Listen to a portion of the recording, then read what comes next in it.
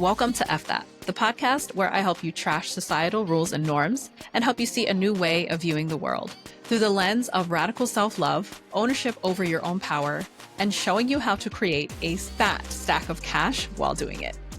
If you've been following me for a while, you know I don't hold back on my opinions. But in this series, I'm taking you deeper, not just into what I think, but into the real impact of my work. You're going to hear firsthand how entrepreneurs and eldest daughters alike step into their power, own their expertise, and claim their spot as the only choice in their industry. Welcome to the show.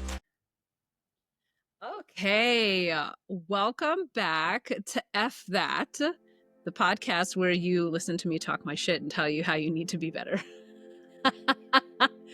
This is a mid-season break, and in this mid-season break, we're going to do 5 episodes on how you can get to know my work better, not just my opinions, but the work that I actually do that, transforms lives. And the best way to kick off getting to know my work is about talking to a client who has experienced the transformative power of my containers. So today we have Jen. Jen is a 4/6 Sacral Generator who is here to resolve conflicts in a philanthropically minded organization dealing with the art of conquering fear through writing and public speaking. So welcome, Jen. I'm so happy to have you. Thank you for being here. Yeah, thanks for having me. I'm super excited to be here. I love this. Okay, so honestly, we're just going to jump right in. Jen has been in my programs probably since about, June or July of 2024. And honestly, we've been like besties. Our voice notes are completely unhinged. You never know what we're going to get when we're chatting. It feels so much like a beautiful friendship.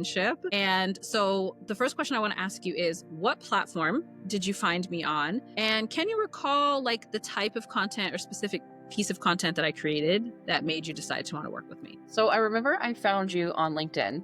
I think it was a mutual connection had liked one of your posts about eldest daughters. And I remember reading it and being like, oh my God, yes, I resonate with all of this. I don't remember the exact type of post, but and then the algorithm just started showing me more and more of your content. And I loved everything that you talked about being an eldest daughter. I totally was like, yep, get it. Somebody who understands it.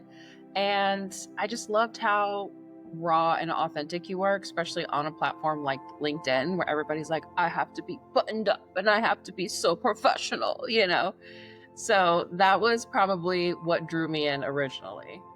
Yeah, LinkedIn, honestly, it's like I've tried so hard, and perhaps I need to just stop trying so hard and just let it be over there. But it's like chaos does not reign supreme over on LinkedIn. And I'm so glad that you were like, I recognize unhinged when I see it, and I need that immediately. It was refreshing. It was so nice. It's so good. There's a platform full of 1 billion people, and 99% of them are really just trying to fit in with the status quo. And it hurts my heart knowing who I am and the work it is that we're trying to do. But alas, whatever. Those people will be ready when they're ready. Or maybe they won't ever be ready. Whatever. Okay, perfect. And I think it's so funny, though, that you found me on LinkedIn, because it's like, it has been my hardest platform. But you know what? Maybe I'm renewed after this conversation. Maybe I'll go back over there and try again. Okay, so question 2. What were you dealing with or struggling with the most when you found me? So thinking back on when we first started talking, I was coming out of a pretty deep depression. And at the time, I was also dealing with the loss of my grandfather, who was the last living grandparent that I had. And I think that it was just such a double whammy for me. Like, him and I weren't even close, but something about losing that last grandparent just kind of took me out. And I was in such a low space that it was just having somebody to see me and understand me and get where I was coming from was so nice. Oh, I don't even know if you even told me the story about how you had recently lost your grandfather. And that must have been such a fragile time for you. So I think it was like a really important time for you as well to understand, like, I can't stay here. I need to move on. Like, I don't want to live in this place. I know this feeling and I don't like how it feels. So in what moment did you know that I was going to be your next guide on this whole journey that you're on. You're really testing my memory here on this one. No, I mean, like I said, it kind of came at like such a whirlwind time for me. But then I remember we just kind of were chatting back and forth over voice notes, and again, just being seen for who I was. And I think there was something that I didn't realize at the time, but looking back on it now, I'm like, it was much needed. I had been on a healing journey by myself for the last 2 years, and I was just kind of piecing together. You know, I had done shadow work, I was doing yoga, and I was doing like a movement for my body. But it wasn't until I started talking to you that I realized I was missing the component of working on my mindset and the trauma that I had been holding on to, and everything that I knew needed to be released, but I didn't know how to release it. That is so important, because I think that's where so many people get stuck. And I think that's where a lot of coaches kind of leave out the work, because it's like, well, you got to go release that. You got to go deal with that. And then nobody tells you how to actually go deal with it. Exactly. And it's really frustrating. And it must have felt really good to be like, okay, I know I need to get rid of it. And now there's something that's finally here for me, a container to hold the space and to teach me how to actually go and release it. So, that's fantastic. Okay. So what was something that I did that made it easy for you to decide to work with me? Honestly, coming from a place where I was always told to sit down, shut up, don't be your big, vibrant self, having someone to be like, bitch, be unhinged. I'm there for that. And you matched my energy, which most people are like, oh, it's okay. You're not weird, but you matched my energy. And I love that. So just chatting back and forth with you, I was like, you have to work with her. Like, you can't miss this opportunity. And I'm so glad that I did. That felt like, honestly, this is so beautiful for me, because you're like, everyone is telling you to stay in line, to be this person that they want you to be. And I was just over here like, actually, fuck that. Actually, we're not fucking doing that. And you're like, yes, please. Okay, perfect. Okay. I love that. And all of this just feels like good feedback for me too. And as a projector, it's a good validation for me as well, to be like, okay, wow, I really am who people want me to be. Okay, so what was something that you struggled with that made it difficult for you to decide to work with me? And how did you kind of overcome that to get inside of my work? I'd say the biggest thing was coming from a scarcity mindset. I know that's something that you and I worked on a lot. Probably half of the program, we were talking about scarcity mindsets. I just, coming from a family where money was always a hot topic and a stressor, it was just like, I can't do this. I can't invest in this. Like, I'm not worth it. And especially as a mom, there was so much guilt around like, oh, well, you know, my daughter needs this, or she needs that, or I need to be saving money. So that was a big like hindrance. And I remember you and I just talking about that. And you're like, well, I get where you're coming from, but if you don't take this leap, then you're not going to really progress in the way that you want to. Yeah. I love this too, because when you kind of came into my world last year, I was still dealing with some of the ick that I felt from pushing people. Because it was like, am I being icky? We all go through that, right? Like, am I being icky with my sales? Am I trying to push her into something that she doesn't want to do? And I knew that you wanted to do it. I just knew that I had to get you past that initial hump of, let's choose yourself. Let's decide that we're worth it. And our interaction together, I remember when we were having our voice notes back and forth, I was spending like a few days in Carlsbad with my family. And my husband was like, who are you talking to? I was like, talking to Jen. Jen needs to get his work. And I'm like, go get me a plate of food. I need to send this voice note. What was going on? I was like, I can't let her go. She has to get in my work. Like, I can't, when I see you and I get my fangs in you, I'm like, she has to be here. So and it was just, I remember it so vividly, because he's like, who are you sending voice note to? I was like, don't worry about it. I need to get this. She needs to be here. And I'm really glad that we were able to do that. So, okay, hold on. Let me adjust this for a second, because I think it fell. All right. Okay, cool. All right. Next question. Okay, so what were you pursuing when you first came into my work versus like what you're pursuing now? And this can be personal, this can be business, because we know that a lot of those things have changed since you've been inside my work.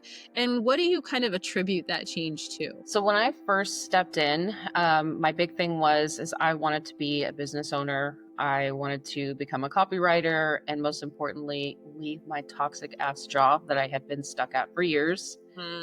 And I would say in my personal life, just getting out of these ginormous ebbs and flows that I had been going through for years, that I'm just like, oh, well, this big wave of depression is coming. Like, let's just deal with it, kind of thing. And then towards the end, I've actually gone from wanting to be a copywriter. And then with your work, I pivoted to wanting to be a coach. And then with the breath work that we've done, spirit, universe, whatever you want to call her, was just like, none of this is for you right now. So just blow up your whole life.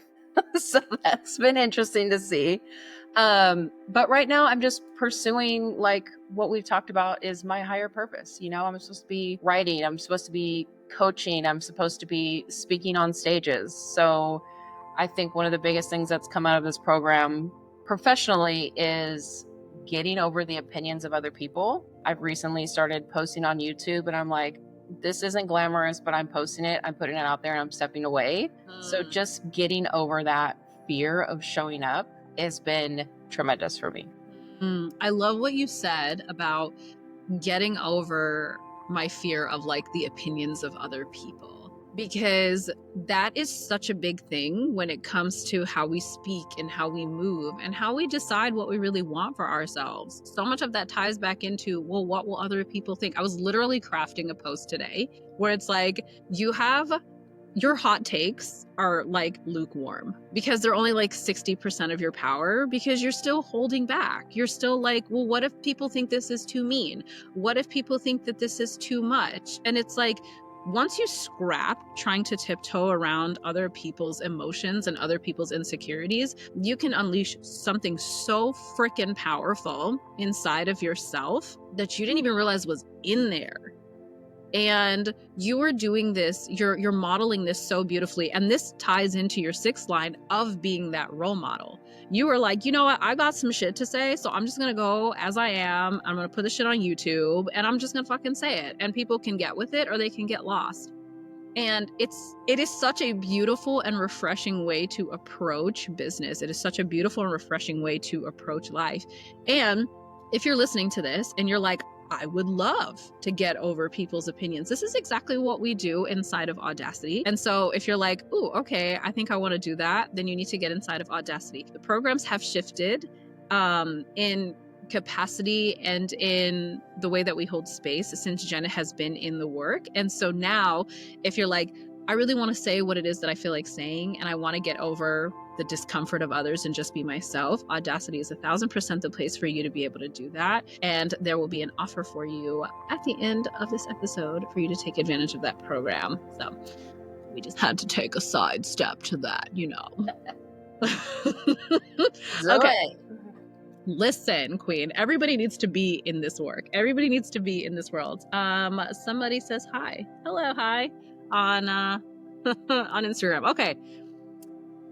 Next question. You were in my one-on-one at first. And to clarify now, my one-on-one space is like you get all the perks of the mastermind and you can add on one-on-one time with me. But before, you started just in my one-on-one and then you moved up into the mastermind over the past 9 months. Which aspects of these programs or this work with me together do you think has contributed the most to the transformation it is that you've gone through? This one is a little hard because I feel like everything has played a little bit of a part. Like I mentioned earlier, just being able to voice note and what you said, it's like we be having the most unhinged fucking conversations. You told me the other day, like, I never know what I'm going to get with you. It's always a roller coaster, and I love it because I'm all over the place. But it's so fun. I mean, that's been great. You have been so great with the advice that you've given me. And no matter how many times I'm like, well, I think I'm going to do this, you're like, all right, let's talk about it. You know, instead of like, I don't think you should do that right now. You've always met me and given me that space to just be me and talk it out. I really like the meditation aspect. I've had some really crazy breakthroughs. A lot of stuff has surrounded my mom. To be transparent, my mom passed away almost 23 years ago, or 22 years ago. And I held so much weight around the relationship that we had when she was here. And through the meditations, I've been able to forgive her, to change things about myself.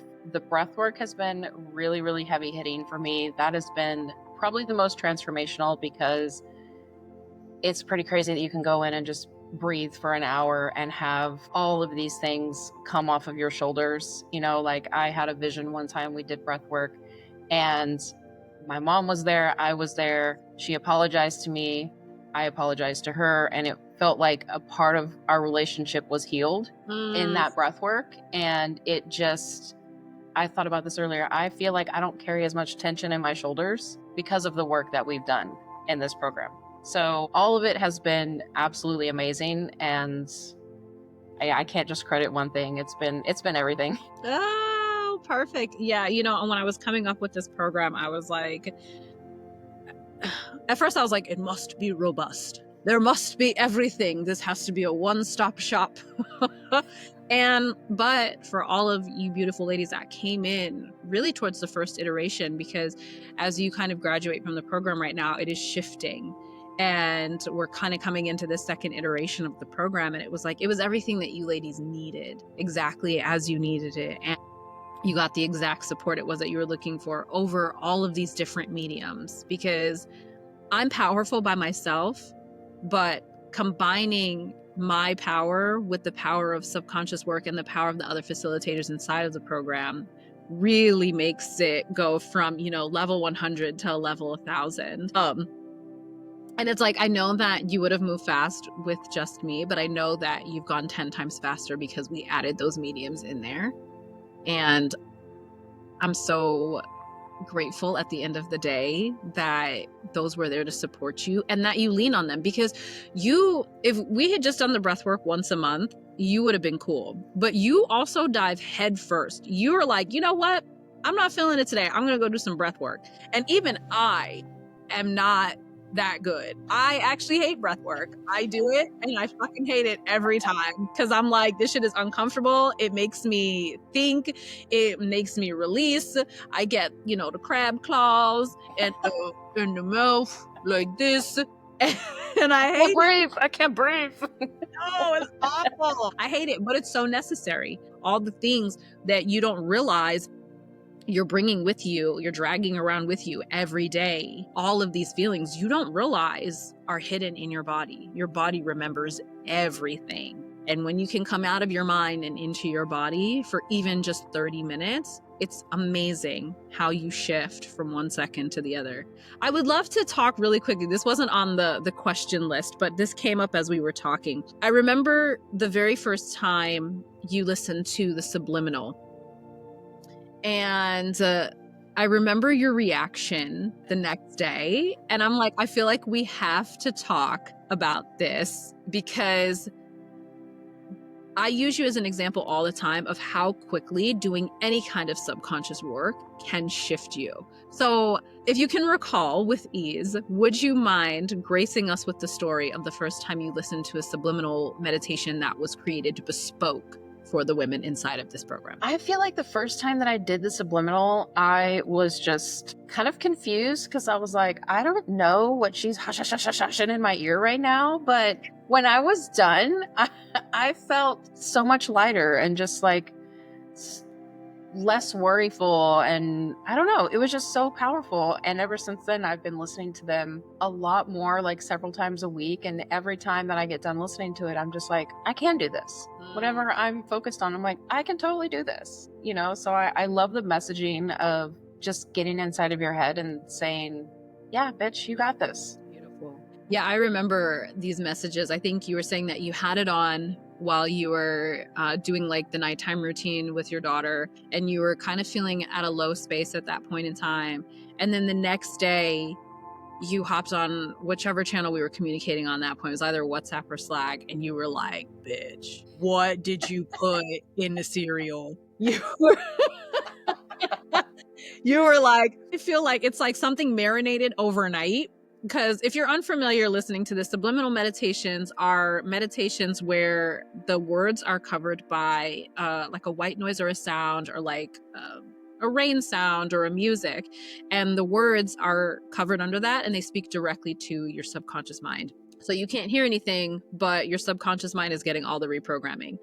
And I know you like listen to it at night, and then you let it simmer overnight, and then you came on the next day and you were like, what was in there? You were like, I feel like I can climb Everest. Like, I am ready to tackle the world. My higher self was like, what are we doing? What is happening? Let's get after it. Like, it was like night and day.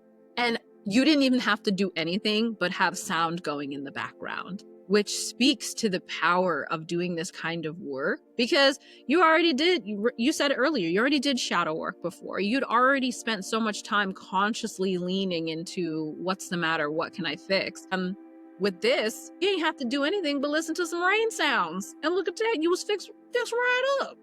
And it feels so good to know that having these mediums can be both easy and transformative. Because I think sometimes people look at this work like it is work, and like it's going to be exhaustive. And there are parts of it where, and everybody knows this, when you're trying to surrender to the universe, you're like, why? Why is the universe putting me through this? There are deep moments where you're like, I don't know if I can continue on this journey. But then there are moments where you wake up and you're like, wait, that's it? Am I healed? Am I better than everyone else? I mean, Right? Hair flip. Amazing. Okay, so we only have a couple more questions. For the benefit of those who are listening, would you recommend my work to everyone who's already in my audience? And how long would you recommend they come into my work for like a minimum? first of all, obviously, yes. Swipe your card, bitch. Okay. I can only speak from my experience, but I think that other women would highly, highly benefit from this, because, I mean, we've talked about, I was at a super low point in my life when we first started working together, to the woman that I am now. Looking back, I don't even recognize that person. There's been so many shifts in my personality, so many shifts in my emotional state, so many shifts in my, I don't give a fuck about that, you know? Okay. And I think that it's totally worth it. I would say the mastermind is probably the heaviest hitter, but the women that step into that, I want to say, be ready to do the deep work, be ready to show up. And if you are willing to show up, go to the meditations, go to the breath works, be honest with you about what they're going through, they're going to see a huge transformation. So 1,000,000% sign up today, do it, because Alexis is amazing and you will not regret it. Beautiful. Okay, so how long do you think that people should come into my work for, like, at a minimum? Say at a minimum 6 months, because I know that some people are going to come in and they're not going to be fully ready to do it. But I think at least 6 months, come in, see what happens. Like I said, be willing to go deep and just see what happens from there. I mean, I think I would work with you forever if it was up to me, because you're amazing. But yeah, 6 months at least, and just do the work. Because if you keep doing the same thing you're doing now, your life is not going to change, okay? And in case you forgot, that's the literal definition of insanity. Stop doing the same shit and expecting a different result. Okay. Oh, she preaching. We see why she about to be public speaking. Squeeze me. You got me? Hey, look, your bitch was doing that for years, expecting things to be different when I wasn't doing anything different, wasn't thinking different. But now that I am, I'm like, okay, let's get out here and do some work. Let's do it. Yes, perfect. Beautiful. I love this. Okay, first of all, too, I forgot to compliment you. We got on this call, and it's not something that I try to, like, I just love complimenting you. And just now you had the coffee in the and you had the hair and the glasses, and the hair was just beautiful. And I wanted to tell you that, because I was like, wait a minute, Jen is, excuse me right now. Excuse me right now. Okay, last question. What would you say to people who are on the fence about working with me? I would say do it. I know I mentioned earlier, as somebody, you might be in a scarcity mindset. You might be thinking, oh, I'm a mom, or I can't invest in myself right now. I promise you, it is worth the investment. It's worth the time. If you are serious about changing your life, this is probably one of the best opportunities that you're going to get with somebody who's not going to give you textbook boring answers, or, like Alexis meets you where you are, lets you be your weird ass self. She can attest to that because your bitch is weird. Okay. And just take the opportunity, take the leap, and just see what happens, because you're so worth it.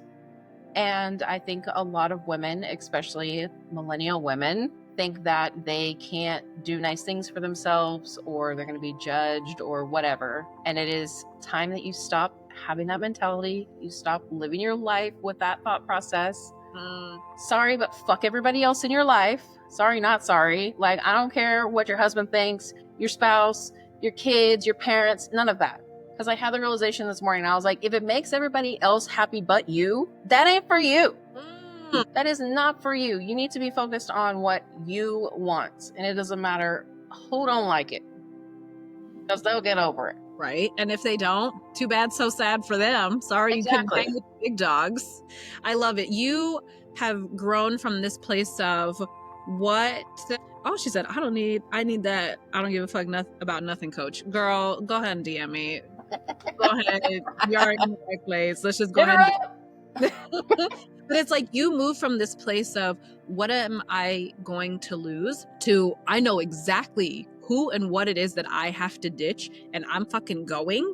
I already know who's not coming with me, and that's too bad, so sad for them. And if they want to shape up and get with it, then they can. But I'm headed there anyway. I'm going anyway, and I love myself enough, and I believe in my power and my mission enough to be like, I'm doing this. And you are powerful. You have a way with words and a way with speaking that even I don't have. You saw my superpower and you were like, wait a minute, I know I'm supposed to be that powerful too. I'm going to lean into the exact person that I know can help me tap into that right now. So I know that was the last question, but since we said right now, just a little caveat rando question. Why was now the time that you knew that you had to work with me? What made you be like, well, because I have a lot of people who say, well, you know what, I'm thinking about it in the summer, or I'm thinking about it in the fall, or, I really like what you're saying, but it's not for me right now. Why, when you joined, when you did, was it now for you? Honestly, I was tired of my own shit. I had been on my healing journey for 2 years, was kind of at a stalemate, and felt like I don't know where to go from here. And I wasn't getting the support that I needed in my personal life or with those closest to me. So it felt a little isolating, and it just kind of felt like the universe aligned us at the perfect time. And like I said, it made sense to me. And something just called, like, you have to do this if you want to move forward. Otherwise, you're just going to keep living your life the way you're living it now. And you know how that ends. That's so big. That's so big. Because not a lot of people are willing to admit out loud that they're tired of their own shit, right? Or they don't mind saying it out loud, but then they don't do anything about it. They'll be like, man, I'm fucking sick of myself. And then go ahead and do the same thing every day. Don't change a habit. Don't change a thought. Don't change a feeling. Don't try to align who they want to be with, a higher emotion. Don't do any of that. One of the best ways that you can invest in yourself is to say, bitch, I'm sick of you. I would start with yourself and be like, are we not tired of this bullshit day in and day out? Don't we want to be more? Right?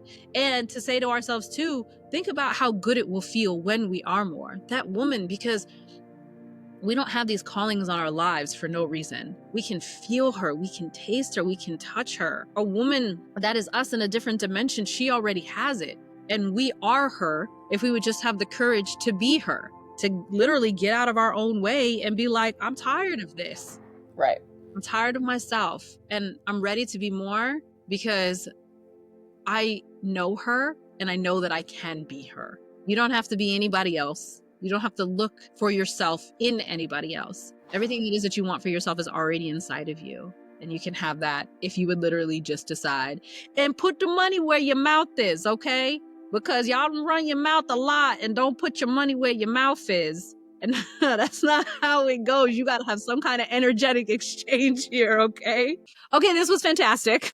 I love you so much. I'd like to think all of my clients are women that I will be connected with until the end of our days. I know for a fact that you and I will be following each other on stages, into best-selling books, into the world domination to change the collective, because that is literally who we are. Oh, yes, evil fingers. The plan is working. Yes. You guys don't know this, but I'm secretly accruing a ton of women into my world domination plan to make everybody better people. And Jen is one of those people. So I adore you. Thank you so much for being here, for sharing your experience, your open, honest experience. I know that if you had anything negative to say, you would have been like, actually, she doesn't know this. I hate her. Yeah, right. You're right. I never would have asked you if you were going to pass the vibe check, for sure. I am biased against myself and my own work. Okay. So thank you so much for being here. And if you are ready to stop waiting for permission and to start showing up differently, you are going to want to DM me on Instagram. If you don't follow me, I am a Frank Life Coach. DM me the word audacity, and I'm going to send you all the details on my membership and get a special podcast listener discount that you're not going to want to miss out on. And okay, I think that's it. Hey, if you enjoyed the episode, make sure you follow the show so you're notified anytime I drop a new episode. And if you want more content like this, make sure you follow me on Instagram and Threads at A Frank Life Coach. I look forward to seeing you over there.